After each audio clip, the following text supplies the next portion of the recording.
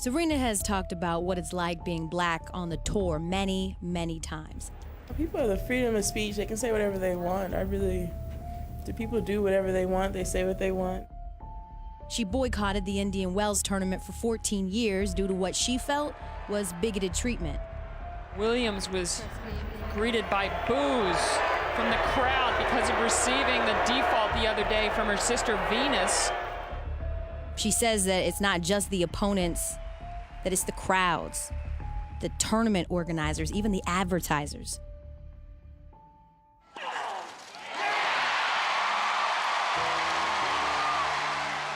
But 22 Grand Slams later, say whatever you want. Serena Williams' blackness is why people like her now, not why they once hated her. We are talking, after all, about a sport where the most prestigious tournament in the land is one where you are required to wear white clothes. Surviving in that realm is no small task.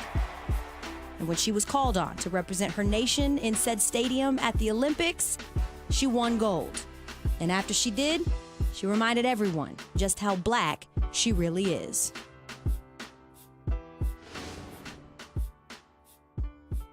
I titled my album Black America again because as I look at the times that we're living in, I felt it was very significant to be able to express a new Black American story.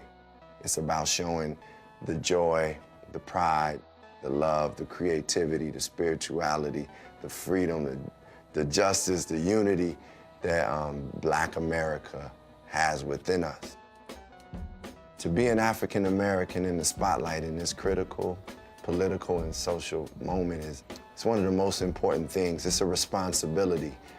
It's the Muhammad Ali philosophy that is bigger than just us. And the athlete and artist, we have to take it upon ourselves to be the ones who can also aid in that and connect the dots, meaning whether it's resources that we can bring them to, opportunities we can bring them to, exposure. That's our duty. Our duty is to uplift the communities. So when did you first, realize that you was black? I don't know. I've always known I was black. I don't understand. I guess what I'm asking. When did you realize you was black? Okay, I'm gonna tell you when I realized I was black. I knew I was black, but this is when I realized that that people looked at me differently for being black. My mother took me and my god brother shopping, and we went to a nice little neighborhood. And then on the way back, we stopped at this candy store to get some candy. She let me and my god brother walk in, and it was in a predominantly white neighborhood. And when we walked in, we were getting our little chips and candy, and this little white kid was he was going B-L-A-C-K, B-L-A-C-K. And I was thinking when he was saying it, I felt a little hurt a little bit, and then I was yeah, I am black. It was I felt all that within one. I was probably 8. I had to be about 8 years old. And I guess that's the moment that I realized that, some people looked at me different for being black. 'Cause I grew up in South Side of Chicago. It's just black neighborhood, point blank. I know you grew up black, Latinos. Yes. So was it a point where you realized okay, people look at you different because you're black, or you never felt that? Again, I was in a unique situation. So from the first day I stepped on the scene, I'm talking when I'm really young, because we go to parks and where I was from, and we would train in Compton, and we would go to these parks, and there's usually only white people that play tennis. Yeah. So I think for probably as long as I can remember, I've always been able to relate that I am black, I am different, because of what I do. This kid here would never miss an overhead. I do remember one time I was playing, and we used to call it Linwood Park. It was in Linwood, and these kids came behind while we were practicing, and I don't know, I was probably 7. I was really young, and they were calling me Blackie. Me and Venus, they were calling us. Oh man, come on. They're like Blackie and Blackie, but I I didn't really care. I remember thinking I don't really care, and that's pretty crazy to think that at that age. At that age, yeah. Like looking back, I definitely would probably react different now. Yeah, but do you think some of that sensibility and confidence came from your father and mother? Because they embraced their blackness, so was it like something that they instilled in you and your sisters? They always wanted us to be proud of who we are and who we were. A lot of black people, unfortunately, especially growing up, they are discouraged, or like, you don't look good, or your hair is not pretty, or your skin's too dark, or your lips are too big. Not anymore. Yeah. But you know, but you know, back in the day, they were like, oh, you know. So, but we were always told to love ourselves, and something that my dad always did with us was, he always said, you have to know your history, and if you know your past, you can have a great future.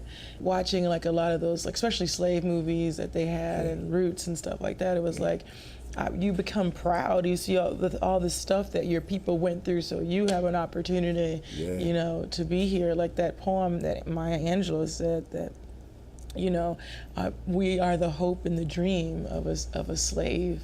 Yeah. Can you imagine? Like, those words that she said are honestly so powerful. Yeah. Like, if you think about what the slave had to go through, you know, and then the life that we are privileged to live, I wouldn't want it to be any other color. Like, there's no other race to me that that has such a tough history for hundreds and hundreds of years. And you know, like when I went to Africa, only the strong survive. So we were the strongest and the most mentally tough. And I'm really proud to wear this color every single day of my life. Do you feel that has something to do with your spirit and energy on the court? Like, definitely, probably some of my feistiness, because I'm really feisty on the court, you know, and I'm really intense on the court, and that's why people are like, well, you never give up. You're down match point, and it's for me, it's no giving up, you know, because it's like we didn't come this far to give up. Yeah. You know, like, I have this opportunity that millions of people didn't have, and I have it, and you know, this is absolutely nothing compared to what we as a people had to go through for hundreds and hundreds of years. Do you feel like, okay, now with this opportunity, I have more responsibility beyond just the sport? I think now I feel like I do want to do more, and I have to do more, especially with all the stuff that's socially happening in the United States. I feel like it's incredibly frustrating and sad, and I think sometimes when you're in a position of in front of a crowd, or you can influence people, I really think it's important to speak up for what's right or what you believe in. And it's so crazy because 10 years ago we weren't really dealing with a lot of this stuff, or if so, it was definitely more hidden. Maybe social media wasn't out and it wasn't as in the forefront. But I do know 10 years ago I wasn't afraid to have my nephew or whoever who was at the time drive. You know, now I just feel like, you know, really be careful, don't do this, don't do that, you know. So I feel like it's have you really had that? You really had that talk with Jair? You had a talk like saying like, yo, I'm really concerned about my nephew going out driving.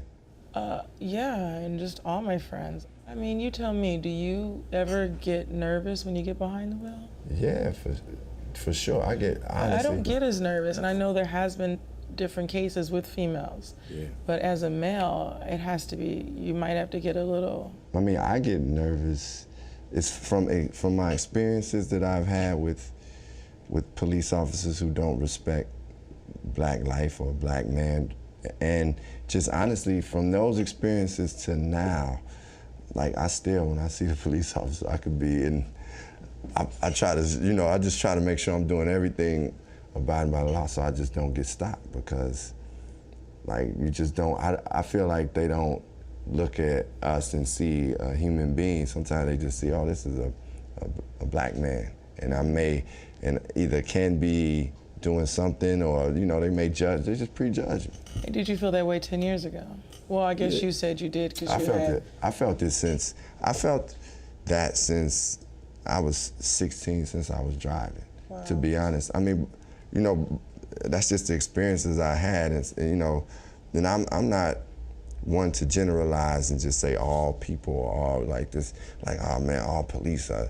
But we know, like, it's a history of just the police and black men, black and brown men, to be honest, and black people. So yeah, I feel that. I know that history. I've experienced the history, so of course I'm like. It's sad because I thought if I ever had kids, I used to always want a boy. Yeah. And for the first time, I was like, I just would rather have girls.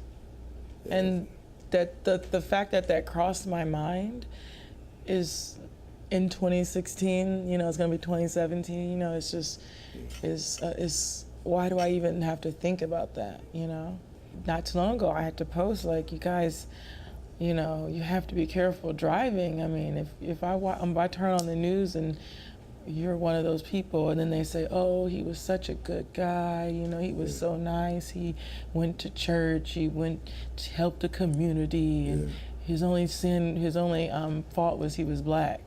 Like, that's just, I don't really want to hear about that, I just want to hear about, reasons why this continues to happen and what's the best way to stop it. The injustices and racism that you see popping up now, do you feel like it's hope? I do feel like there's hope, because I feel like you said, not everyone is a bad person, and then it's the majority of people are good. It's just, it's those few that, poison. And I also think it's so important for society to also not focus on the negative. If you sit around and you only talk about negative stuff and negative things and what happened and who got shot, I mean, it almost puts that out there, and you get that in return. We got to put out a positive story. Like, there was this one story I read about this cop who helped this black guy. He drove him like 400 miles somewhere because his car broke down. Yeah. And it was the smallest story in a small blurb somewhere. And I just happened to run across it. But I'm sure that happens, maybe not to the extent of 400 miles, but happens, there's other positive things out there, and a lot of people don't get to hear about that. Well, I believe we're all like, man, we gotta do something. But what I know, you've been doing things and just showing love and support in the community no matter what, but now you coming out like, look, man, this is wrong. This is injustice. That means something. So what was that turning point for you to be like, man, I'm about to actually say something now too? I don't know. I feel like I've been saying a lot throughout the years. Maybe my voice wasn't heard. Yeah. Also, I think that the fact that a lot of this stuff is coming to light makes me want to speak about it. And it takes people like us to kind of say something, and to speak up. Is it a duty of the athlete, the artist, to stand up for the community, like to stand up and say something? Is that their duty? I don't know if it's their duty. I think it's inside each person individually on how they feel. Like, if you believe in something, you'll want to speak. Right. And if you don't believe in something, maybe that's not for you. You might not want to say anything or speak about it. But I don't think people should say, oh, you have to do this, or this is what you need to do. And, I feel like you have to be honest and true to yourself. Yeah. What's really like driving you to help? Disgust, sadness. I was at Wimbledon this year and someone got killed, and I just was over it. I'm trying to play a semifinal, and I turn on my phone and I read the news. I look through social media, and it hurts me because they're my people that's being killed because they look like me. Who's to say I'm not next? Yeah. It hurts. It really hurts, and it doesn't make me feel good, and I just want to use my voice. It's like a chain, it's like a domino effect. That's how I want to use my voice, is to influence other people to change. Up next. There was a time where I didn't feel incredibly comfortable about my body because I felt like I was too strong. And then I had to take a second and think, well, who says I'm too strong?